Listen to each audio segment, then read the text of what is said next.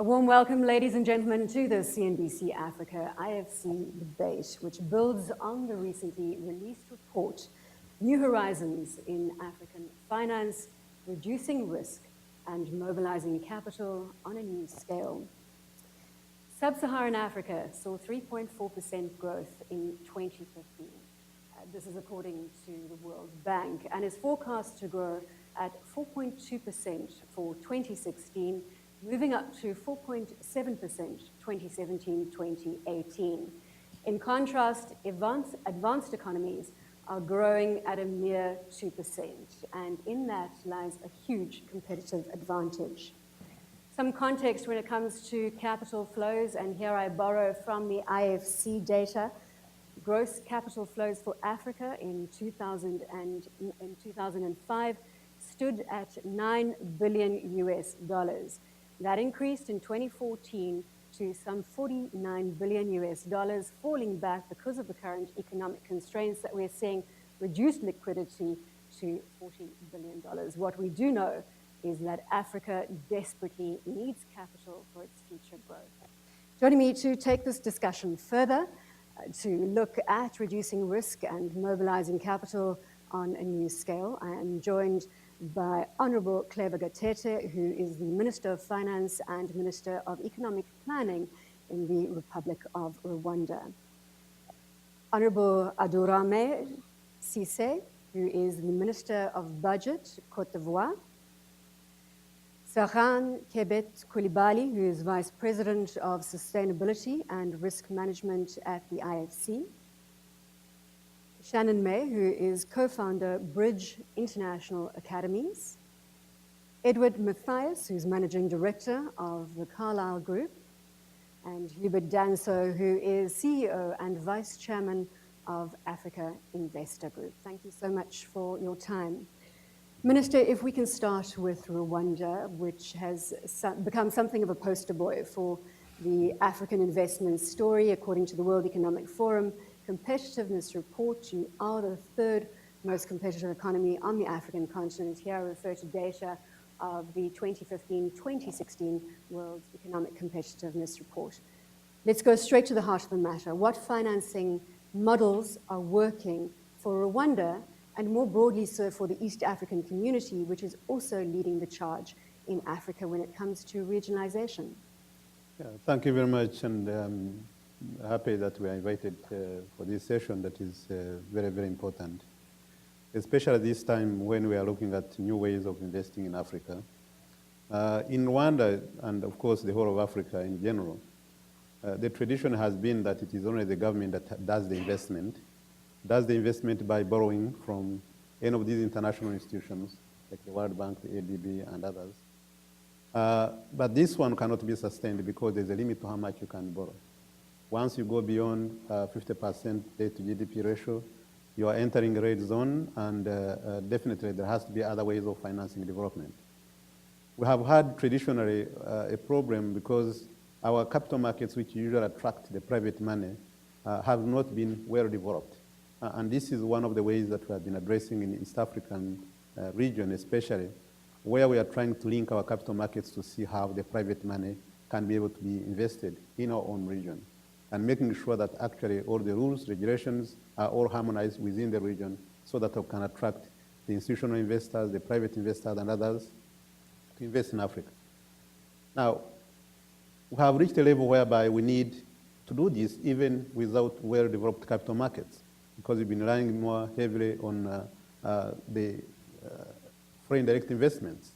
And the foreign direct investments coming to Africa, they come saying, we want to invest, but you need full government guarantees, which becomes a problem because government guarantees is almost equivalent to taking another loan. And this cannot be fully sustainable. Now we are coming up with new models of saying, why can't we co-invest together? Why don't we have the PPP so that we can take on some of the risk and you take also other risk? And at the same time, why don't we bring in other international guarantee agencies, such as MIGA, so that we just simply don't come and rely on government, but we can also attract other international organizations that can take on some of the risks so that we co-invest.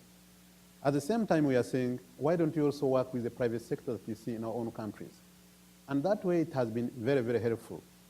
But the experience that we are also seeing in Eastern Africa is that beyond investing in projects, we are also seeing that we need to make sure that we structure the projects in such a way that they are attractive to international investors. And we've seen it especially when in the northern side of East Africa, the Northern Corridor Park, the Uganda, Kenya, and Rwanda, especially for the railway, we had to redo the whole structuring to make sure that it's attractive not only to the government, but also to the private sector especially. And do it in such a way that the private sector can be able to invest heavily, and knowing that this is a regional project, the risks is now minimized, and then we see what government can take on, what the private sector can take on. So what we are saying here is that the structuring of the projects, the co-investment, the capital market, of course, blended financing as we talked about. There are also other initiatives that can help in terms of investing in big projects that are also working, including tapping into the local market itself, structuring products in such a way that the private individuals can be able to invest, especially the infrastructure bonds, the equity, so that there's more resources that are coming in, not necessarily depending on the banking system as it has been traditionally.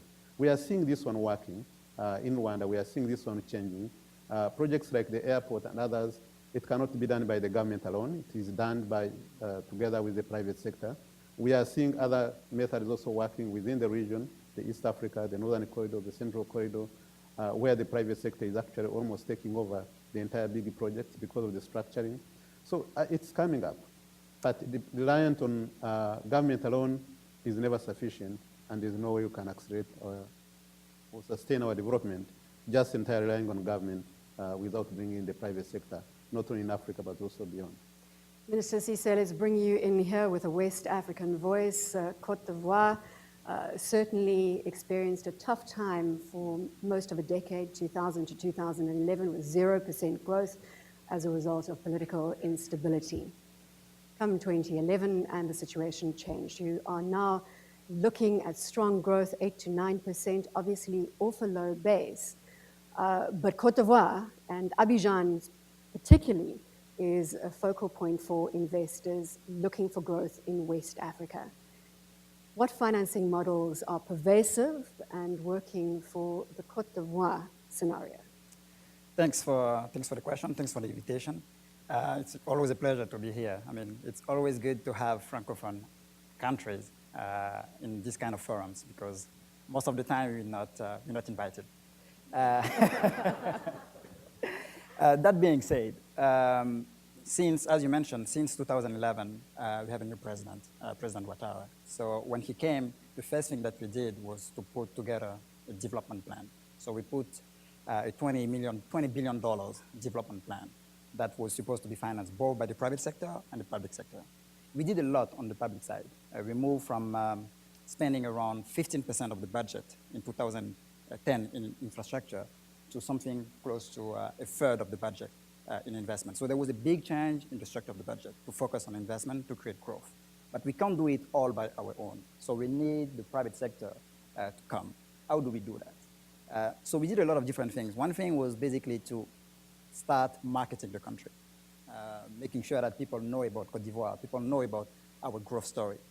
And we did quite well over the past years. We're not at the level of Rwanda, because our ranking in the Doing Business report is not there yet, but we gained 30 seats in 2 years. And for 2 years in a row, we've been among the top 10 reformers in the world. And this is something we really want to continue, because if we really want to attract investors, we need to make sure that the business environment is good enough for people to come. And then there's political risk. And that's something people were looking at. And the 2015 election was a good signal to investors and to the world by saying everything is fine, everything is back to normal. Now, as financing is concerned, particularly private financing, we looking at PPPs. We did a couple of transactions. We did one on the third bridge of Abidjan, which is a toll bridge that was put together, and that's been open since 2014. There is Azito, which is another deal where IFC was actually involved. whereby we look at sharing the risk. But there's still challenges that we need to overcome. One big challenge is human resource, because if you want deal to get done, you need to have good human resources. You need to have good legal framework. And you also need to have projects that are mature enough and well structured. And how do you do that? So something that we decided to do was to put in the budget every year at least $40 to $50 million in order to finance feasibility studies, to have projects that are actually bankable for the future. So these are basically the different steps that we're putting on. But the world is changing. There's big competition. We have to make sure that we're on top when investors look at Africa. Is it true that you can open a business in 24 hours in Abidjan? Yes, you can do it in 24 hours, and we actually reduced the creation cost of companies by more than 70%. Minister Gatete, they actually really are hot on your heels. But I think the points that he's raising also are the same, almost. When he's talking about doing the feasibility studies ahead of time, this helps in terms of actually the investment coming in ahead of time.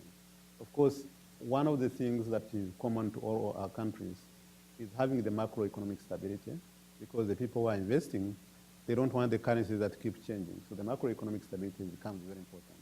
And of course, the conducive business environment that he was mentioning is almost similar to most countries. And that's why for Rwanda it has worked.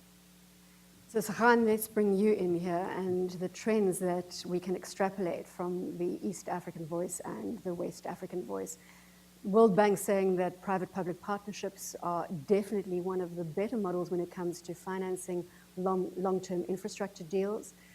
Minister Cisse has mentioned the Azito 3 power project in Cote d'Ivoire, and we're going to go into that in a little more detail as a case study, but perhaps just if you can weigh in from an IFC perspective on sustainable trends. It's interesting whether you can deploy the same trends across regions, across countries, or in some instances, has it got to be specifically crafted for each deal? Thank you. Before maybe addressing your question directly, I think it's very important that I pick up on a couple of things that both Minister Gatete and Minister Cisse mentioned. And that is about the environment.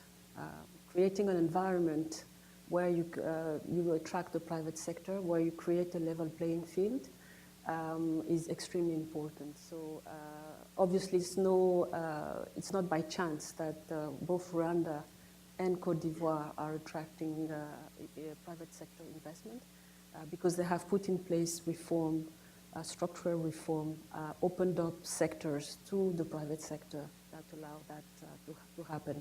Otherwise, there is a lot of money, liquidity across the world that is trying to find a home, but they need to be landing in a place where actually the private sector can operate with a level playing field. So having said that, I think you're absolutely right. There are, the financing is different depending on the country, whether they've reformed, they're in process of reform, or have not at all reformed, but as well on the project by project case. We in IFC really focus on trying to bring structured solutions, creative solutions, and financing together in terms of also working with our counterparts in the countries and with the World Bank to make sure that all of the sides come together. And in this context, maybe Minister Cisse has mentioned the Azito project. Azito actually is part of a 20-year engagement of the World Bank Group, and particularly IFC, in Cote d'Ivoire, on the back of sector reforms that allowed the private sector to come in. And it led essentially to putting in financing of over $1 billion in that sector, and more than doubling the capacity of the power sector. So it's a good example of a public-private partnership that is absolutely critical in terms of mobilizing financing. But it's also highlight the importance of a power sector in Africa. According to certain estimates, if there were universal power access in Africa, the growth rate that you've just mentioned would be doubled in the future. So the leverage there is absolutely critical. Another example is our partnership with Shannon with the Bridge Academy. And there again, we're targeting a sector that is absolute driver for the future, as Minister Cisse mentioned, education. And I'll let probably Shannon talk to you more about that area. In addition, we've done fairly creative things in the capital market area of opening it up for domestic private companies, enabling them to borrow locally and then avoiding foreign exchange risk, for example. And one such example is Bridge Bayport financing in Zambia, which allowed a microfinance institution to lift funding from the domestic capital markets and fund small businesses and middle-income people. So, thanks you very much for that. And you've also touched on lack of access to electricity. The stat out there, according to McKinsey & Co., is that 600 million people in Africa do not have access to electricity, and that's a 2015 report. Electrification, and just having recently been to Abidjan, it struck me when I drove in on the highway in the evening that there are electronic billboards in Abidjan, so that power plant certainly visible to someone who travels the African continent on a regular basis. Shannon, let's bring you in and to throw around another stat. There 50, according to the World Bank, 50 million children in Africa do not have access to education, to schools. And I hope your website is correct, because you seem to be growing so fast, the numbers could be outdated. What I've got is that right now you have 400 schools across Africa servicing some 100,000 students.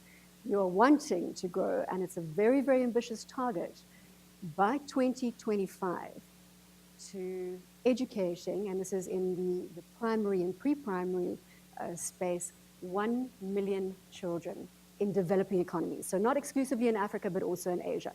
Is your website up to date? And my second question is that you present a very good model of blended finance, and I'm going to allow you to explain exactly what that is. Well, our website's close to up to date. There's 461 open nursery schools and primary schools across both East and West Africa. We began in Kenya, expanded to Uganda, Nigeria, and very shortly in Andhra Pradesh in India. Our focus, as you said, is to serve children with truly high quality education, wherever that might be needed. And over the years that we've been doing this, looking at different finance models has been incredibly important, both to enable us to scale, to do the investments that we need in technology-enabled services and teacher support methods, as well as working with different nations and the different syllabi.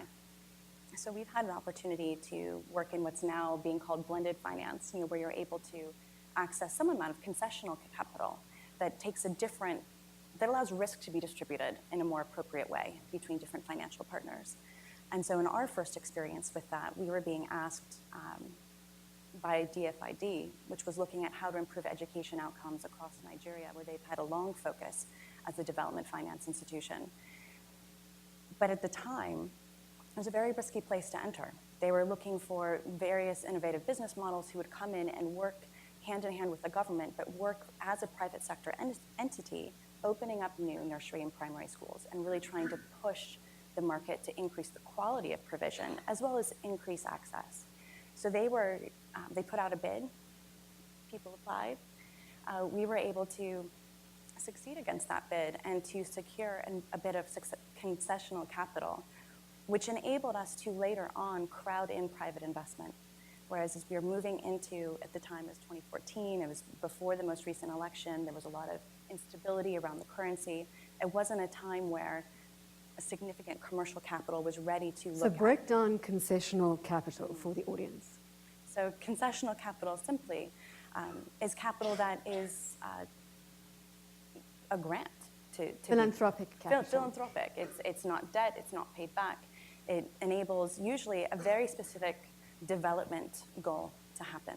You could think of it as, for decades, there's been capital that helps support work in the sector, whether it's in health or education or infrastructure, which is not structured as debt or equity, but is philanthropic. It is a grant to the government or an institution to operate.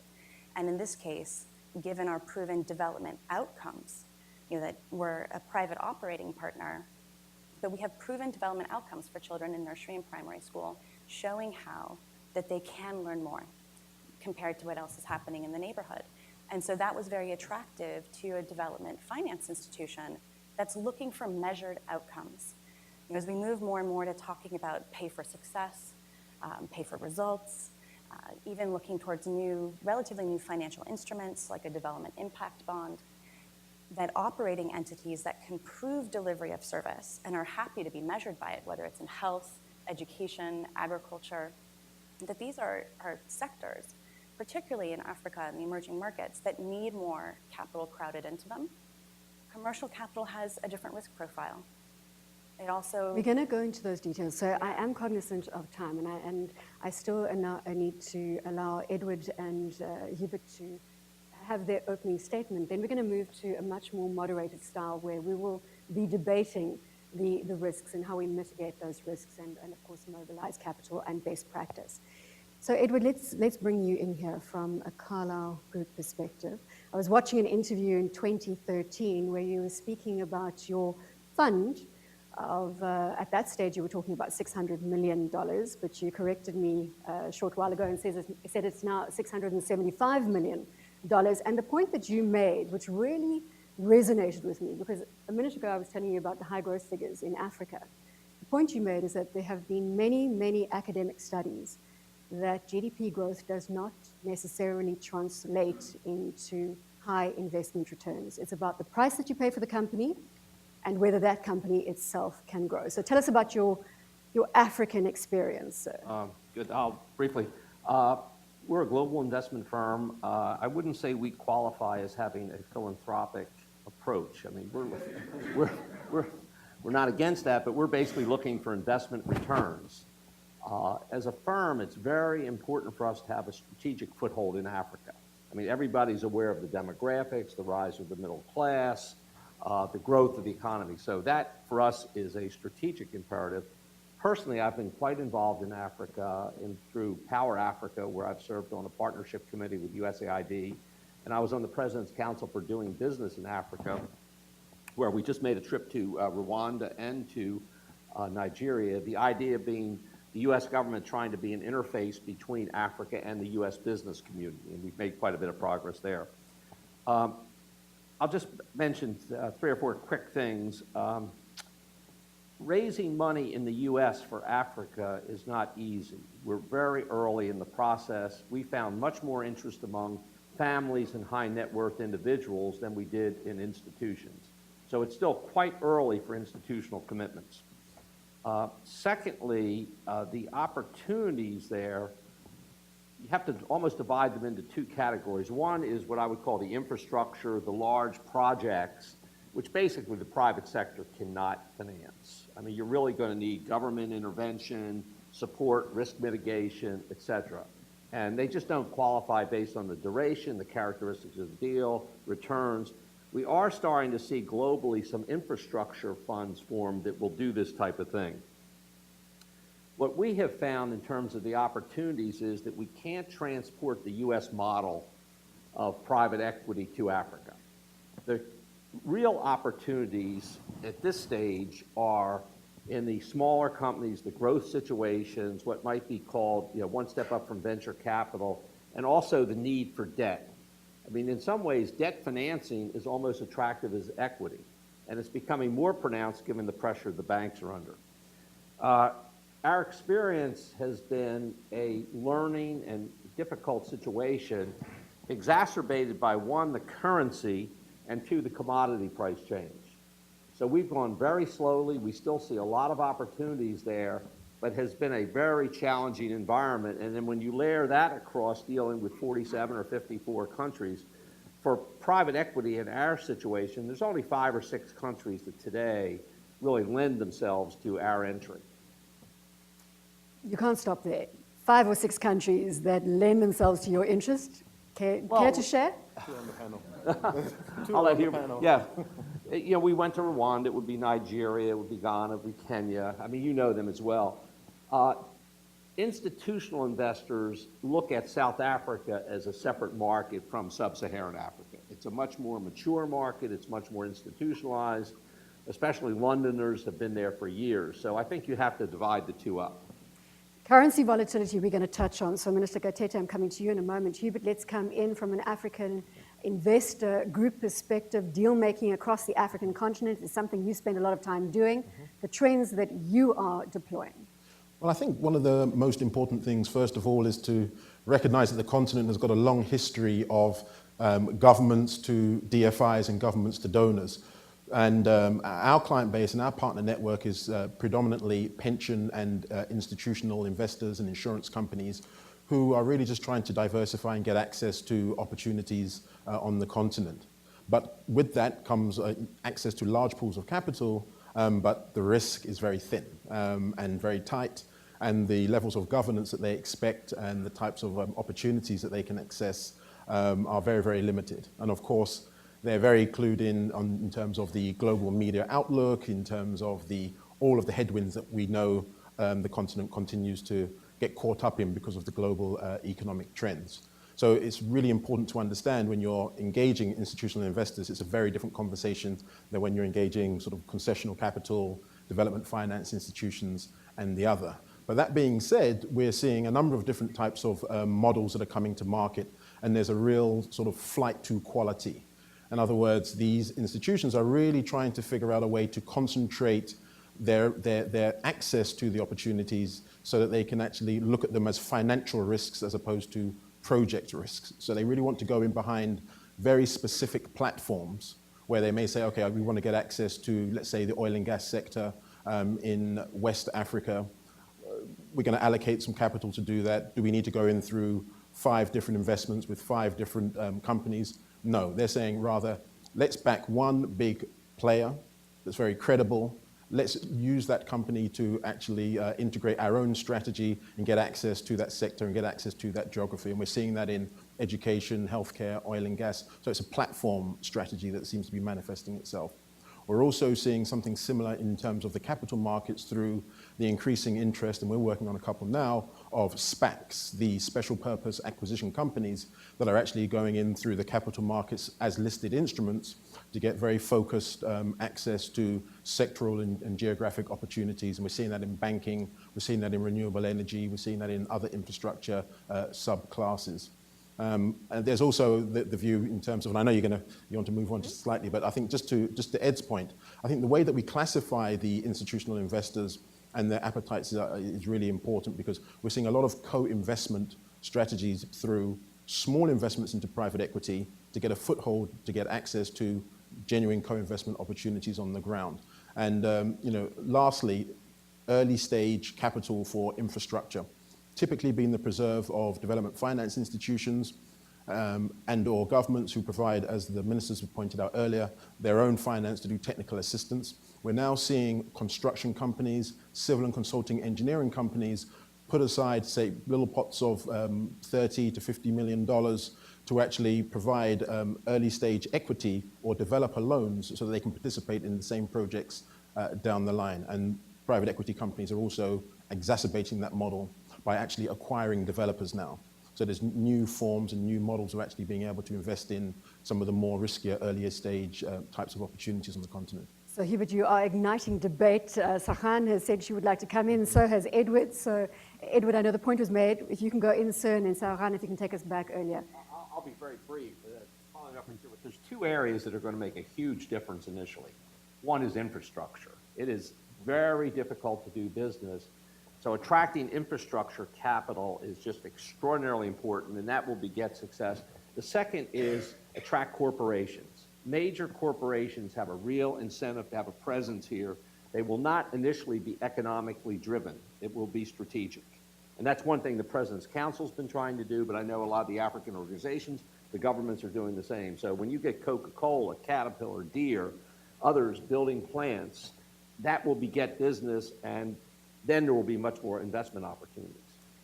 Infrastructure, is that what ignited you? Yes, and Minister yes, indeed. Cisse I is think coming? I wanted to make a similar point as Ed just made. And I think in the current context, what is happening is not really surprising because most private sector tend to focus on the smaller projects because they have more visibility on those ones. But infrastructure is absolutely critical. And for that to happen, it goes back to the comments I was making earlier, that the need to create a private, a sector where of reform where private sector can come and we can crowd in the private sector financing. And this is where it is important because the risks are high, regulatory risks are high, but even the perception of risk is even higher because people just don't know the environment and cannot predict, do not have that visibility. And that's where I think institutions like IFC come in. You mentioned, both of you mentioned on a couple of occasions, institutional investors. This is not yet where the interest in Africa is not there yet. But there is a possibility actually through the risk mitigation that multilateral institutions like IFC have to mitigate some of the risk and creating actually new products that are in new asset classes through structured finance and creating products that are investment grade through which vehicles through which they can invest in infrastructure, because without that it will be difficult to bring in financing to Africa in the scale that is needed. It will still remain the smaller size projects, and infrastructure, nothing will happen without that infrastructure being in place. Minister Gatete, we're coming to our currency volatility question, but Minister Cisse wanted to come in again, Yeah. I'm assuming on infrastructure. Same thing on infrastructure. I mean, it's really key because at the end of the day, what government is trying to do is to improve the quality of life of the population. So we need to make sure that we give basic access to the population, and we need to give them jobs. Because if you take a country like Cote d'Ivoire, demography transition is key. We basically have around 77% of the population that is lower than, that is less than 35 years old. So we need to find them jobs. So we need big infrastructure projects. If you take electricity, for example, we've been growing at around 9% per annum every year. When you grow, it basically means also that your demand for electricity grows at the same time. And for the past 4 years, we managed to increase our capacity by around 38%. We basically now have around 2,000 megawatt of capacity. That is actually half of the capacity of Nigeria, when we only have 24 million inhabitants. So there's a lot of things going on. We just closed a few weeks ago a deal with Endeavor. It's a $900 million deal to build a 375 megawatt capacity in Cote d'Ivoire. So infrastructure is key. We try to do it on the budget by allocating a decent size, but we can't do it all by ourselves. And experience is actually also important. We did a couple of deals where we did give a lot of guarantees to people, like PPAs. We did some revenues guarantee. We won't continue to do that forever, but we had to do it for the deals to happen. So I think what I'm going to do is that the debate has been hijacked slightly in that let's focus on infrastructure financing. And we've got another 30 minutes to take this discussion to some conclusion. I like to find something that we can get our teeth into rather than flitting all over the place and having half-hearted discussion. So let's focus on infrastructure. But Minister, I'm still going to get my currency volatility question in there because Edward said it is a key risk. And even if we are financing these large multi-year infrastructure projects, people cannot plan, investors cannot plan if there is currency volatility. So what is the solution there? And let's do it in the infrastructure context. Thank you very much. Before we come to the currency volatility, let me just say that actually the area of infrastructure is very, very important. But I'm happy to say that some of the investors are now responding to the investment in infrastructure. At least in the case of Rwanda, based on what you just said, Rwanda being one of the top 2 in Africa in terms of ease of doing business and among the 3 countries in competitiveness. and in addition to other areas, security, governance, and all other areas, we've seen many investors coming in. They came in after we've done a strategy, for example, on energy, if I can give that one as an example, where we realized that actually government cannot do everything. We used to invest in generation, invest in infrastructure that transports the electricity, and also invest in access. And then we realized that actually, if you have a PPA, that means you are guaranteeing actually purchasing from the private sector. Why can't they invest money? So when we came up with this strategy, we've seen so many companies coming in. We've seen an American company, Contour Global, coming in for exploitation of methane gas to power, 100 megawatts. They have now completed 25. We have got another one that is going to exploit 75 megawatts of energy. We've got a Turkish company that is now generating feed to power, 80 megawatts, and it is working, it's coming up.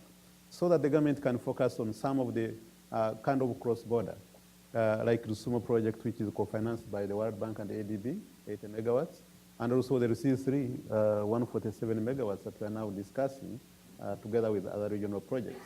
But once you put a strategy in place, they need to attract. And then you can focus on the infrastructure that is transporting electricity, as I mentioned, and also looking at access, where you can also work You with talk about the others. strategy as a feasibility study, Yes. the all-important The feasibility strategy of study. the government guides how they invest, and that way it attracts if the country is attractive. So what I'm giving here is an example of what is working in Rwanda, and that's the same thing in other big areas, as I mentioned, in the new airport where we're getting investors actually rushing to make sure that they become partners in this kind of project. But the continuation of the investment in infrastructure is dependent on the macroeconomic stability. And that's why we are coming to the, actually what you're saying about the currency volatility. Indeed, in this period, we are having several problems which are affecting all of us. One is the decline in the GDP growth by China. It has been a big consumer of our commodities. And now when the economy declines, last year 6.9, and now it's coming down 6.5. And once it declines, meaning that actually all our exports, also in terms of commodities, are also being affected, especially minerals. At the same time, the European region has not really recovered completely, given the previous debt crisis, the issues that they have been having, and it hasn't come up as strong as we expected. But also United States, which has been the pusher, and that one is coming to the currency. You know, after pumping in 3 trillion in quantitative easing and now retracting and saying that we are going to raise the interest rate, means actually the money that was being pumped in the whole system is no longer reaching our own region. And that's why for the African countries going in the market now to issue a Euro bond, it's very expensive. Now it's almost close to 10% or slightly above 10%. So can we mitigate against the risks? But now with the increase in the currency, which is affecting all the others, that's where the focus, the key focus, is really what do we do to increase our exports? What do we do to make sure that some of the products that we have been importing can be produced in our own region? And what should we do so that we have the regional integration so that it becomes the buffer of all the markets? And that's what we are doing in Rwanda here. We are focusing heavily into the export promotion. We've now established not only the special economic zone, but also industrial parks, which are mainly focused on the exports. We put a fund, which is export growth fund, that is helping the exporters. We are adding value to almost every commodity that we are exporting abroad, and we are providing fiscal incentives and other incentives to make sure that this area can be able to expand. This is the only way you can sustain, because you need to make sure that you export and be able to sustain the foreign currency requirement that is needed for all the importers. Minister Shannon there is indicating she wants to come in, but I do want to make a point on what you're saying on the manufacturing side, and it brings back to Minister Cisse. Shannon, I'm coming to you. That is, you're the #1 exporter of cocoa in Cote d'Ivoire, but you are beneficiating. You've just deployed a factory in making chocolate. Exactly. So that goes to the point that you're all moving in the right direction and taking advantage of currency. Completely. Shannon, coming to you. If I may add, on the currency side and also on commodities, every country in Africa is different. So for example, you know, the drop in commodities prices, it's good for some importing, you know, like oil importing countries. And overall, you know, if you take everything aside, if you take, for example, Cote d'Ivoire, our currency is pegged to euro. So it's kind of like, you know, if you invest in Cote d'Ivoire, it's a euro type of trade that you're actually doing. And macroeconomic stability is key, as the minister mentioned. So every country has to make sure that they have a strong macroeconomic fundamentals and a story to sell in order to attract investment to the countries. But value-added product is definitely the area where we're all heading to, and regional integration too. So Shannon, I'm assuming you're going to bring us back to infrastructure and how key it is to education, because you are leapfrogging in that space with digital technology. So we can play catch up to advanced economies, and I think you've got a very good example. Am I preempting what you're saying? Very close to it, Bronwyn. So I wanted to challenge Ed's comment that the two most important things were investing in infrastructure and bringing over large multinational companies. Before we can do that, we have to invest in social infrastructure. Before you can do value-added businesses in your own country to increase your GDP, the single most important thing to do is to invest in basic education. A common mistake that is often made is investing only in elite education. So investing in a few schools, a few model schools, or allowing a few elite private schools to exist. I'm going to come in here because I think that the starting point is still the electricity, the energy, because that is what is going to change the education equation. Without it, you're not going to be able to roll out that soft infrastructure or play catch up on the education deficit. You have to have both, but if you ignore What comes structuring first? investment... What comes first? What comes first? Come, Hubert, what comes first? Well, I think, on the continent we get very stuck in the here and the now. But we've got to be competing looking at a 20 to 30 to 50-year view. And if we're really worried about accessing and mobilizing capital, we've really got to keep our eye on the $60 trillion global assets that are floating out there that are looking for the type of growth that the continent can uniquely offer. And they have sort of routinely explained to us the type of infrastructure in terms of the regulatory environment, the government's standards that need to be in place, the type of quality and governance oversight of the investment management industry, of the investment managers and the mutual funds. We are very far behind on that, but we have an immense opportunity to catch up by working on that now. So I would say we need to do more. You're not answering my question. What comes first? Yes. No, you've lost your chance. In parallel. Edward, you go. In parallel. I can see you're going to give me a definitive answer I'm here. going to give you a definitive answer. All of the above. These things aren't mutually exclusive. I think education and the social, these are what I call long, slow ideas. But then you look at what are the big levers you can pull that make a difference short term, and it really gets down to infrastructure and economic activity.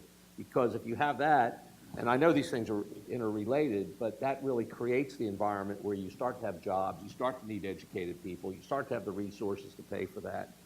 And let me throw out an idea that has multidimensional. First of all, the world is looking for returns today with negative interest rates, with the stock market muted. So nations or a continent that can provide high returns or the potential for high returns is very attractive. The fixed income markets for AAA and DFI investors are basically giving money away. You pay no interest, certainly based on inflation. To kind of raise money and to use that to create sort of the type of things we're talking about, provide risk mitigation. If you can get the greenfield early stage projects done, money will come in for assured rate of return. It'll be a different kind of money than you might expect, but there are people searching the world for a return that's somewhat assured. So I come back to, I don't think these are mutually exclusive, but I think you have to. So I just want to ask a question then to Shannon, in that you've made going back to your website, you make reference to that digital technology. If you do not have power, you cannot charge that technology to deploy your education solution. I'm just trying to find a starting point here. I don't know whether you can tell me that you can do it without solar energy or electricity, because I want one of those devices. Yeah, so we do need energy. Power Africa is very important. But I think it's important to think about the exact uses of different pieces of infrastructure, what you're trying to really populate investment with. So for example, for us to run really effective schools, we do piggyback off of a couple things that if they don't exist, we couldn't run nearly as effective a school. So one is energy. We have to charge tablets and phones and devices. We do that sometimes by solar, sometimes by wind, sometimes by the grid. But not a single one of the 461 schools we operate actually has electricity connected to the school itself. We leverage off of kiosks and other institutions and entities in the communities. And then really important for us, and it's important for lots of businesses developing across the continent that actually work with the majority of the population living below $2 a day, is the cellular networks, which are incredibly important. And as we're starting to look expanding across parts of West Africa that don't have as much penetration on the cellular networks, that's a real issue that we're working with various governments on how to develop in parallel the cellular networks and education outreach services. So I want to talk about that because we've got to bring it back to the financing, and let's use this infrastructure as a starting point. Blended finance we've chatted about, philanthropic and commercial capital. We've looked at public-private partnerships as being a very good anchor point for your infrastructure projects, for your multi-year infrastructure projects. Can I throw something in the mix here? Does Inga Dam resonate with anybody? Because I'm thinking if we've got a number of players, as we have here on the panel, cooperation and getting a project like Inga Dam, and I may be wrong. Minister Gatete, can I throw it to you? Sure. We're looking for a starting point. Well, the Inga Dam has been there since I think I was born. We've been talking about Inga Dam powering the entire African continent, but we have not started up to now. I think we are still talking about it. And I think it goes back to, first of all, the structuring. How do you take on the entire Inga Dam all at once? How do you mobilize resources all at once? How many countries should be involved? How many companies should be involved? So if you don't break it into bits that can be chewed by the investors, then it becomes very difficult, and it remains there as a white elephant. So what we are saying is that there are many options. One is working within the regional communities, and that one helps. And that's what we've seen, for example, in the West Africa Power Pool. That's what we are doing in the East Africa, going in as a region, rather than individual country, looking for many investors, and maybe the environment also is not correct. It's like, how do you structure it in such a way that people are interested? And that's why the region becomes now very, very important when it comes to investment, especially when it comes to infrastructure, including energy, including cross-border infrastructure, other infrastructure projects like the railway that we are doing within the East African community. So Inga Dam is a very good project, but it has to be structured in such a way that it can attract investors. So Sarah, let me bring you in here. Perhaps now, as Minister Gatete points out, that we're moving to regional projects that are being financed by investors and by different forms of investment capital. Maybe the mothership of all investments, we can ultimately build that regional to a play where Inga Dam doesn't look that complicated anymore, and everybody can come around the table. What, from a development finance institution perspective, can you throw in the pot here?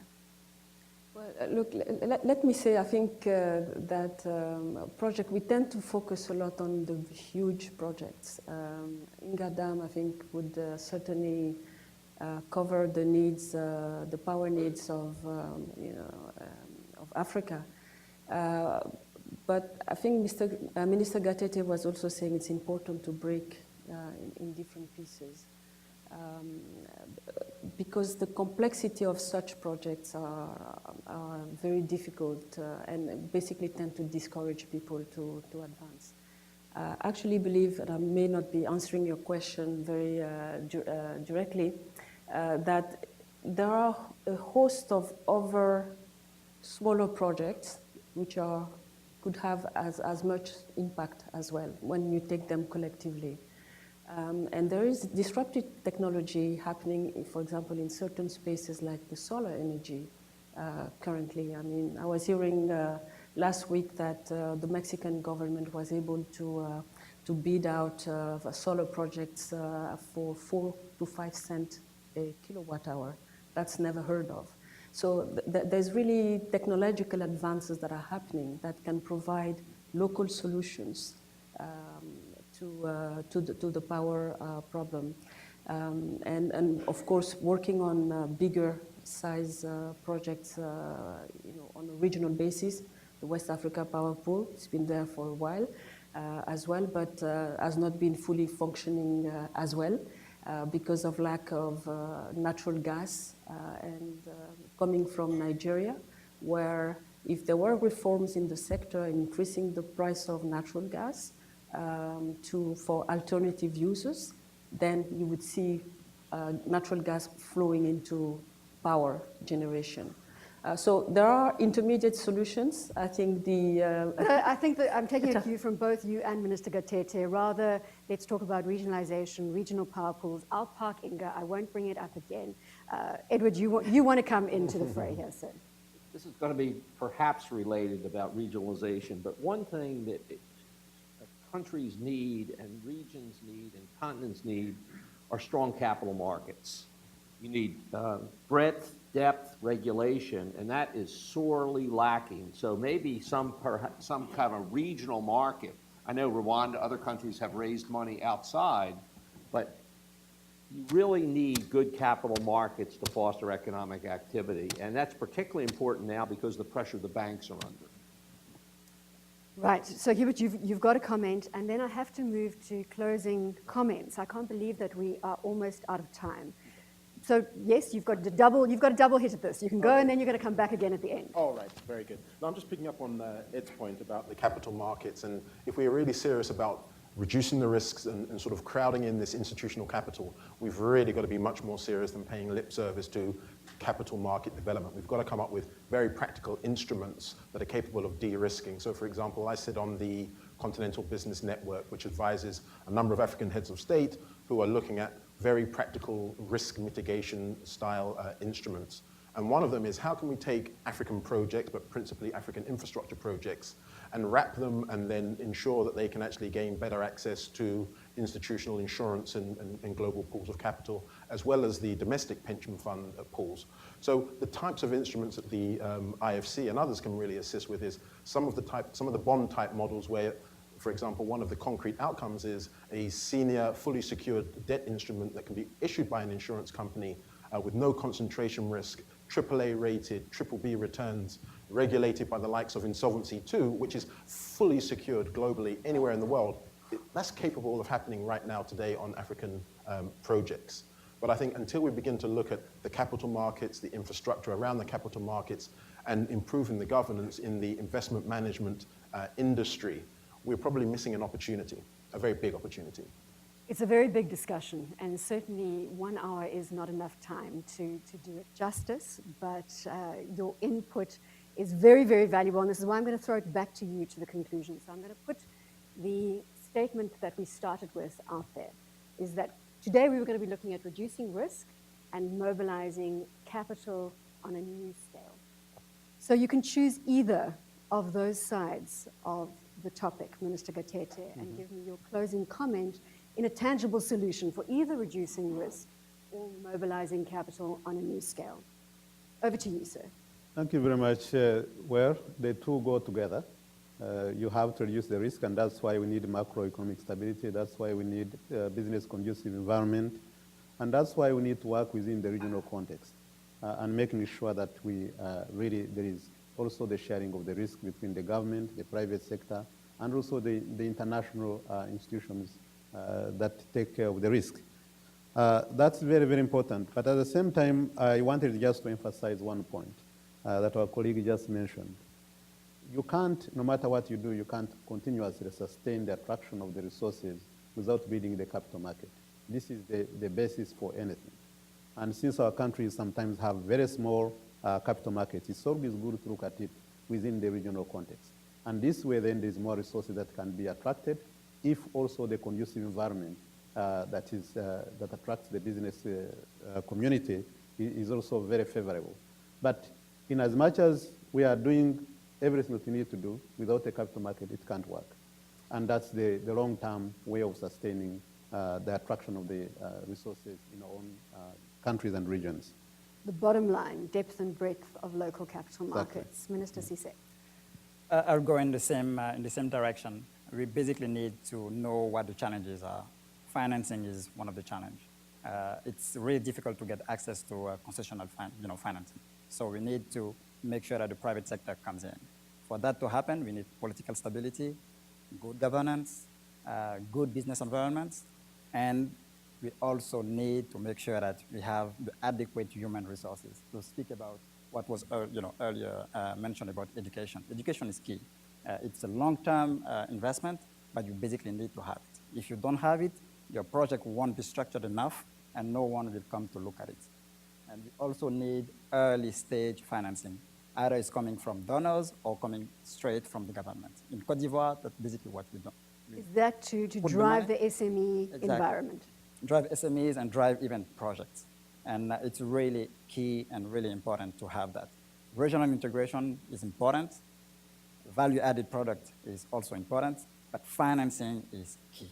And it's actually the thing that we want to fix in the near term. Sarah?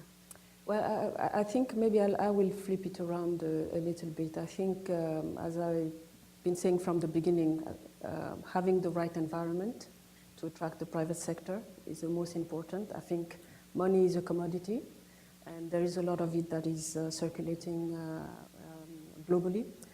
With lower interest rate environment and even negative interest rate environment, I think Africa would place itself in a very good situation by really capitalizing on that, offering higher returns by attracting private sector to the sector, to its economies. I think that social infrastructure, absolutely, we need to work on that, capital market development as well. But physical infrastructure development trumps it all, because that is the basic foundation on which we can build on Physical things. infrastructure development. Yes, physical infrastructure development. And I think the role of institutions like IFC is really providing mitigation for a number of risks, both for projects to happen. And attracting institutional investor, I think we can structure around a number of products, creating new asset classes, but the sine qua non has to be that the environment is conducive for private sector to come and play. So Shannon, I also want to commend you on the fact that your schools don't have electricity and that you are utilizing regional town resources, I'm assuming, whether it's solar or renewable. So let's hand it to you to give us your thoughts on the topic at hand. Thank you, Bronwyn. It's really important to think about crowding in investment.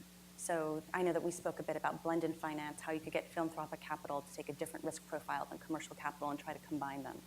We've also had experience in working with IFC and seeing what the IFC can do as a lead financer across Africa. Many venture capitalists and private equity firms are relatively new to the space. They're interested, they see possibility, they're looking for deal flow, but many of them don't have decades of deep due diligence on the markets, on the capital markets, the regulatory markets, or on these operating entities. So in our experience in our last round, which was led by the IFC, it was the very in-depth due diligence the IFC did that then enabled the CDC and other DFI out of the UK to follow on, but then gave confidence to commercial investors because they were able to then see the work that IFC had done. And so when you have those types of co-financing, you have entities that have strong relationships on the ground, able to find the entities that are worth investing in, that could contribute to both physical and social infrastructure going forward. And I think it's really important that we think strategically and creatively about how to distribute risk, and that will crowd in more commercial capital. Edward. I think there's no doubt that the continent has hit some headwinds here short term, which are going to push out some of the growth prospects. Currency, political instability, dependence on natural resource, some other problems when doing business there. But I think we've touched on what the major issues, and they're all large, they're structural. Infrastructure, reasonable budgets that are dependent on slightly lower oil prices, less dependence on natural resource and development of financial markets, and more of a regionalization kind of approach, which will make it much easier to do business in Africa. Hubert. Well, I think there are two things I'd like to touch on in closing. We know about 2.5, this is the projected number, $2.5 trillion is going to be required each year to pursue the Sustainable Development Goals. And a large part of that, or a significant portion, is going to be Africa-related. So we need to think much bigger if we're going to be serious about really trying to make a dent in development on the continent. And it's probably the types of instruments that can access those larger pools of capital, recognize how best to access the domestic pools, the pension and the sovereign wealth fund capital is going to be critical. But ultimately, these institutional investors that can actually help get us to that point, in partnership with all the other key stakeholders and players, are ultimately going to need to be able to allocate to institutions that are transparent, that they can trust, that the governance is in place. So a pension fund will allocate to an asset manager, fund manager, and we really need to think about how to create almost like a Power Africa scale, an Africa 50 scale, a global infrastructure facility scale approach to risk in Africa, because we lose more money each year by not properly addressing and quantifying the risk that's lost than any other sector that we seem to be focusing on. I think that's where we need to focus. Thank you very much for your esteemed opinions. Thank you for being such an attentive audience. And that brings us to the close on the CNBC Africa IFC debate on New Horizons in African Finance.